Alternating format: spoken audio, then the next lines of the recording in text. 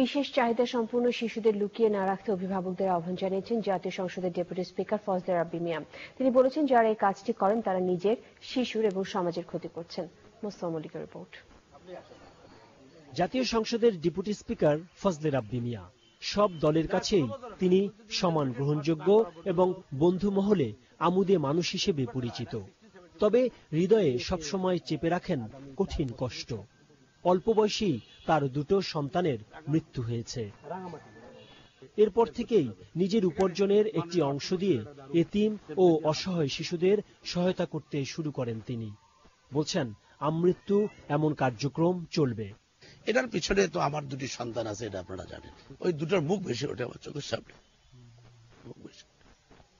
সেটা স্টিল আমি চালিয়ে যাচ্ছি, সেই খরচ আমি স্টিল চালিয়ে যাচ্ছি।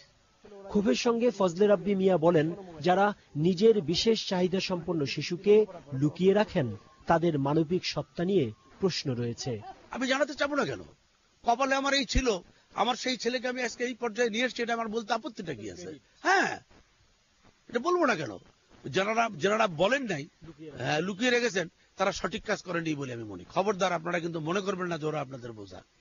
ওরা আপনাদের জন্য আশীর্বাদ স্বরূপ এসছে। ওরা সমাজের মেইন স্ট্রিমে গিয়ে আপনাকে ভাগ্যবান বা ভাগ্যবতী বানাতে পারে। তিনি বলেন, চাইল্ড ককাসের মাধ্যমে প্রতিবন্ধী শিশুদের নিয়ে কাজ করছেন তারা।